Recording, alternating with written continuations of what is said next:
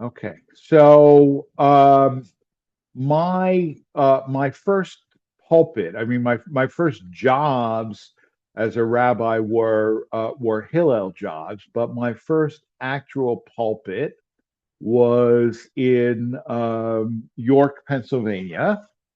And at some point when I was there from 1997 to 2001. Um, there was a photo exhibition at Franklin and Marshall College in Lancaster.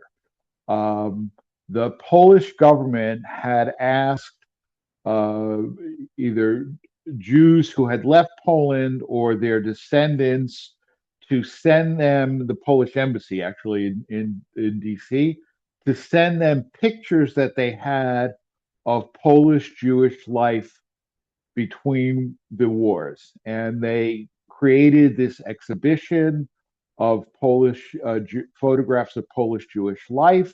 And it was a traveling exhibition, and it was at Franklin and Marshall in Lancaster. And all of us rabbis in central Pennsylvania, so York, Lancaster, Harrisburg, Allentown, Reading, a lot of different places. Um, let's have all of our teenagers meet at Franklin and Marshall, and we'll see the exhibition together. And as I was walking through the exhibition, I saw a lot of the kids from the various Reform temples looking at pictures of men wearing tefillin, and like their mouths gaped open and they asked, what are those things? As if they had never seen tefillin before. And I was personally embarrassed as somebody who had been raised Reform and was originally ordained as a Reform rabbi. Um, and I will tell you that certainly I grew up knowing what tefillin were. I mean, our rabbi, and you only like know where on a spectrum somebody was in when you see the whole spectrum. He was quite traditional. I did not know that he was more traditional than the average Reform rabbi at the time, but he was, and he taught us all, at least the boys, before our bar mitzvah. He taught us how to put on tefillin. And I am not, by the way, under any illusion that the majority of people who, and I say people, I would have said at one point men, but now people who belong to conservative synagogues put on tefillin with any great degree of regularity, but at least we know what they are, right? But having said that, the question about tefillin, what are they, is actually a good question because I would assume that most members of conservative shuls can tell you what tefillin are, but what are they for, right? Not the question of what they are, but what they're for. And I have to confess that sometimes if I were to be asked that question, I'm not sure that it would be easy for me to answer that question either. Um, but all right, I want to shift gears a little bit. All right, there is a statement in Pirkei Avot, chapter 5, verse 8. It says, the sword comes into the world because of delay of justice and because of perversion of justice. Okay. Now, and that's a statement, a verse that's always been familiar to me, and it's always, frankly, troubled me. Um, there are lots of organizations, including like, committees in shuls or committees of denominations that their mandate is to work for justice and peace. And I was actually at the beginning of this century, I was one of the founding members of an organization called Brit Tzedek V'Shalom, Covenant of Justice and Peace. Um, so we feel as Jews, as human beings, as religious people, that we are called to work for justice and peace, right? But this Mishnah in Pirkei Avot would seem to tell us that sometimes you can have peace but not justice, and sometimes you can have justice but not peace, right? And I have been, I've spoken about this before, maybe not in a context where all of you have heard me, but so let me ask a question. How many of you know about the peace walk? Raise your hand. Okay. That's actually a little bit surprising, frankly. So there is a group of 19 Buddhist monks. There were more originally. Um, they are from a Theravada monastery in Fort Worth, Texas.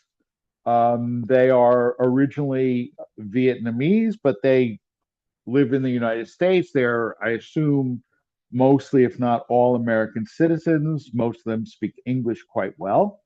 And they are on a 2,300-mile walk from Fort Worth to Washington, D.C. Some of them walking barefoot. They eat one meal a day. They sleep outside, and they have been drawn, and crucially, they have a dog with them named Aloka the peace dog. Although Aloka was actually injured, he had surgery in South Carolina. He's now back with the monks, but he's not walking. He's riding. He's riding in a car and not happy about it. He wants to be with the monk. And Aloka's story is fascinating as well, but you know, too much. Um, but so they are walking from Fort Worth to DC. They are currently in the Triangle area of North Carolina, and they say that their peace walk is not political, right? And it is not political in the sense that they don't have a platform, they don't have like demands that they're asking. Um, on the other hand, they have designed their route that they pass through the state capital of every state that they've passed through on their route. So it's not a direct or state or straight route. It's a zigzaggy route, to get to every state capital. But there have been tremendous crowds. The sheriffs or police departments in every city have been going out of their way to protect the peace walk, and they have often been taking their one meal a day or spending the night at churches, and sometimes even like Southern Baptist churches. Um, and not without some controversy, because obviously they're Buddhists, they're not Christians, but for the most part, they've been well received, and it's been a tremendous thing, and because they're walking on foot, um, you can't, and weather and so on and so forth. Hard to say exactly when they will be where, but I would hope that, if it works out right, to go see them, and when they have their meal break and when they have their night break, it's an open house. Anybody can come and meet them, and I hope to do that somewhere in Virginia next month.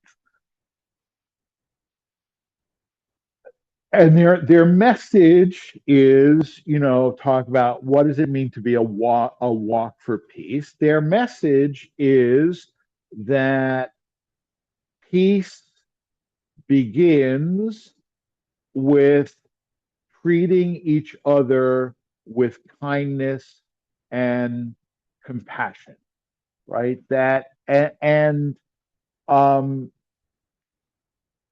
sometimes, when I'm feeling particularly agitated about things that are going on in the world, I go on YouTube and I watch videos of the peace walk, and it helps to calm me and it helps to center me.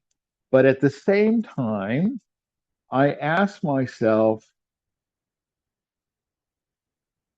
you talk about peace, and um, this peace walk, as inspiring as it is, and I find it very inspiring, um, is that what's really needed right now? I mean, what is the difference between peace and passivity, right? And what is our responsibility when there is tremendous injustice going on in our country, and when that injustice is perpetrated by our government with our tax dollars. Okay. And I mentioned in my message yesterday, I don't know how many people actually read what I write, but on Wednesday, there was the title of it was Jewish cross denominational Jewish cross denominational statement against violent immigration enforcement.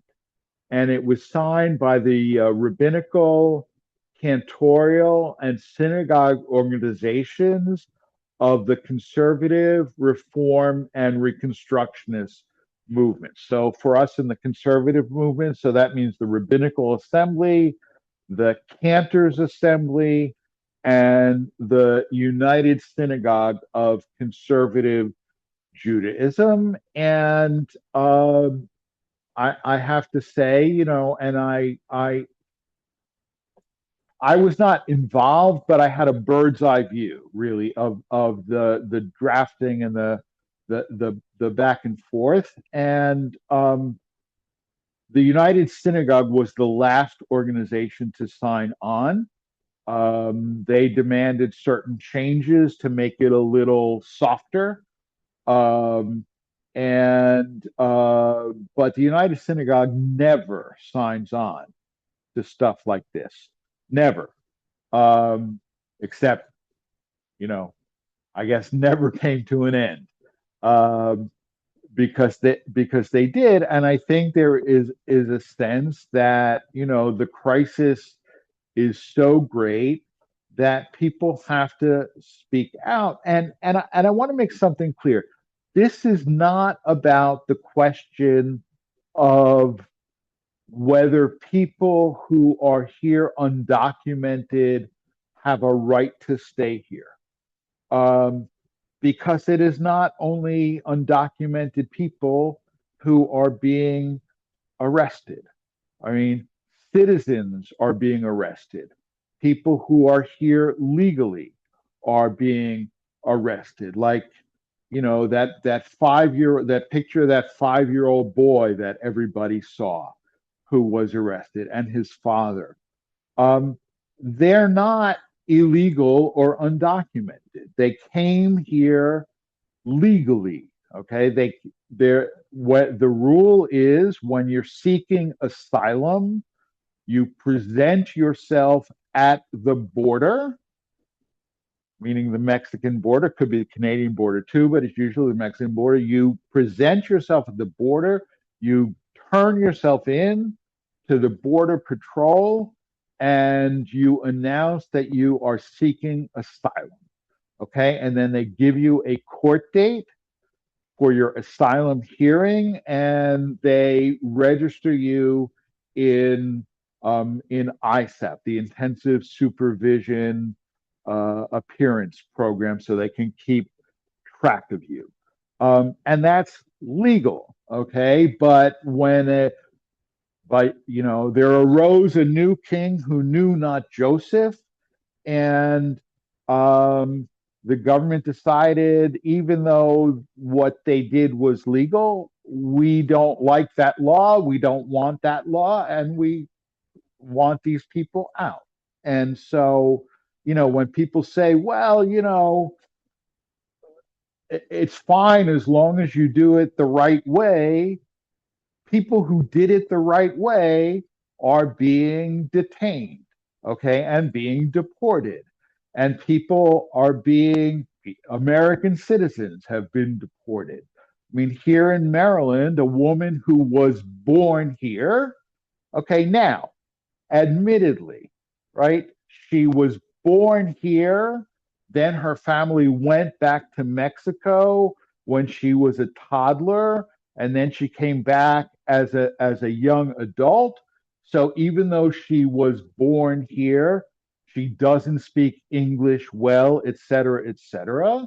She was picked up by ICE, and she was detained for 25 days until they released her, right? And that doesn't even get into the violence, and so you can, I mean, you can certainly still think that people who are undocumented should be deported and be disturbed by what's been going on. So I just want to share you literally two paragraphs from that statement. Many Americans are deeply disturbed as they see their neighbors targeted for detention and deportation in their homes, at work, at their schools, and at their houses of worship. They are deeply concerned about numerous accounts of the use of intimidating and violent detention tactics, dangerous and unhealthy holding facilities, lack of appropriate warrants or due process, and wrongful apprehension of U.S. citizens or individuals with proper visas based on appearance or language. In response, some are taking nonviolent steps to warn and protect their neighbors from this immigration enforcement overreach. The right to protest and speak freely are fundamental American rights protected by the United States Constitution. Too often, though, nonviolent protest and civil disobedience is being met with violence. Okay, and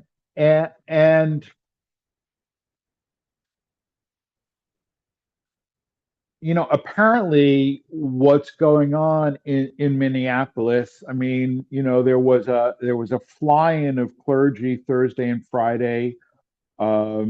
100 rabbis, many of whom I know, and hundreds of clergy of other faiths, and what's actually going on there is astonishing. And I can tell you, I have a second cousin who lives in Minneapolis, um, who is apolitical, completely apolitical, who has all of a sudden become very political because of what's going on right in her own backyard that she sees with her own eyes. Okay, so the question that I ask myself, you know, is it enough to simply say, the important thing is how we treat each other on an individual level, right? That doesn't have any impact on what's going on beyond the individual and the interpersonal, right? So actually, I believe that the mitzvah of tefillin answers that question. Okay, and as I said in the introduction to the Torah reading, tefillin are introduced to our people in this parasha at the very end, chapter 13, verse 9, and then verse 16. Okay, verse 9 says, V'haya lecha leot al yadecha ulezikaron bein einecha lema'an tehiyeh Torat Adonai beficha ki biyad chazaka hotziacha Adonai mimitzrayim. And this shall serve you as a sign on your hand and as a reminder on your forehead, in order that the teaching of Adonai may be in your mouth, that with a mighty hand Adonai freed you from Egypt. And then verse 16, Vahaya leot al yadecha uletotafot bein einecha ki bechozek yad hotzianu Adonai mimitzrayim. And so it shall be as a sign upon your hand and as a symbol on your forehead, that with a mighty hand Adonai freed us from Egypt. Okay, and that last is the very last verse of the parasha, right? So we have the tefillin shel rosh and shel yad, right? The head tefillin and the hand tefillin. Okay, and I was talking actually in the introduction about the fact that tefillin are called oat symbol and Shabbat is called oat symbol, and the sages say it's superfluous to have two oats, otot, so we don't wear tefillin on Shabbat. But if it's superfluous that way, why isn't it superfluous to have both head tefillin and hand tefillin, right? Wouldn't it be enough to have just one or the other, right? Why do we need to have both? And by the way, like for example, if you have, I mean, a person whose arm has been amputated, or a person who has an infection on their arm and temporarily can't wear tefillin, you still wear the head tefillin, right? It's not like an all or nothing mitzvah.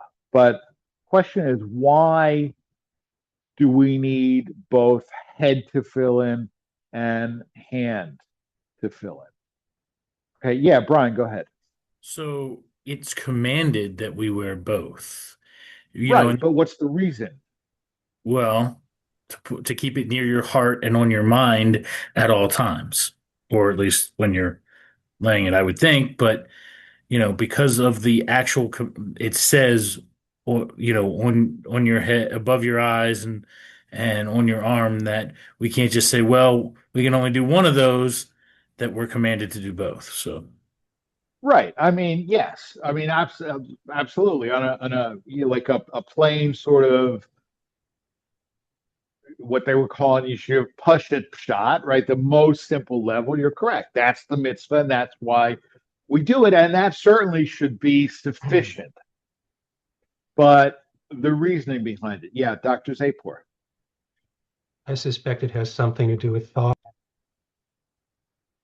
Well, I have issues. Lost you there. Sorry, we lost you there for a minute.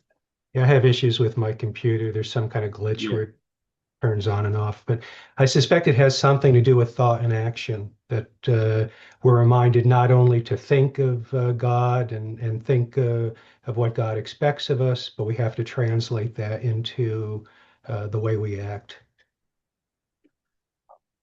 Yes, I mean, I believe that to be the case, right?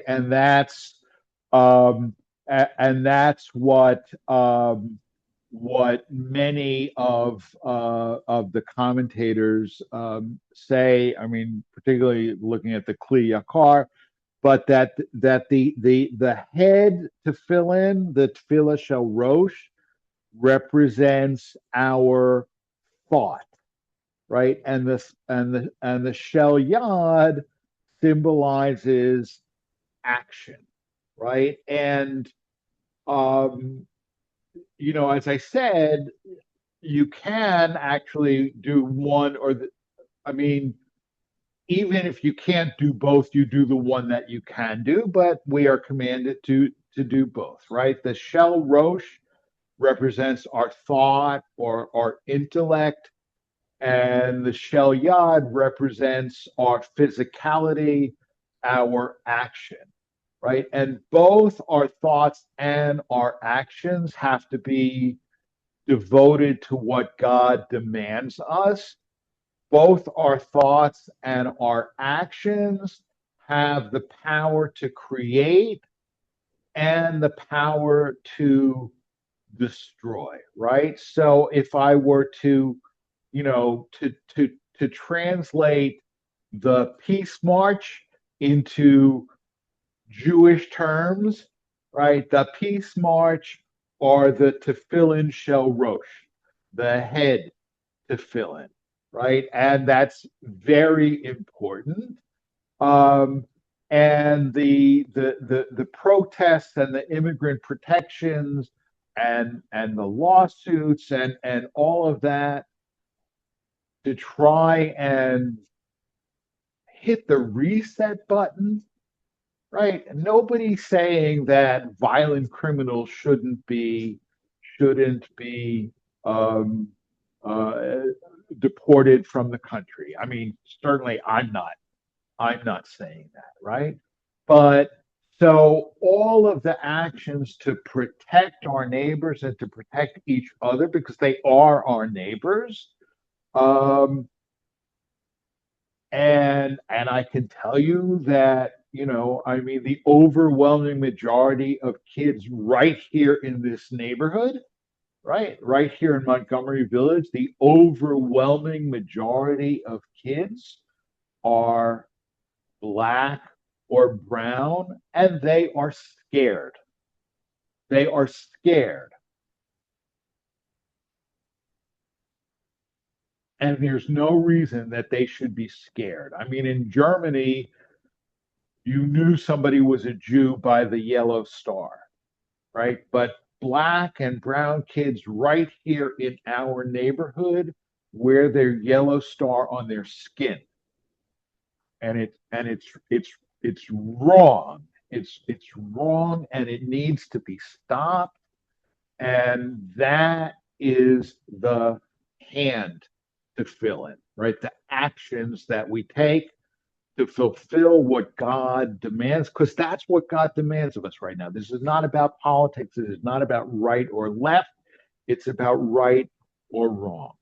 Okay, so I want to share with you and conclude with a quote from Rabbi Lara Rodin, who's an associate rabbi at Beth Tzedek in Toronto, which is probably the largest conservative congregation in the world.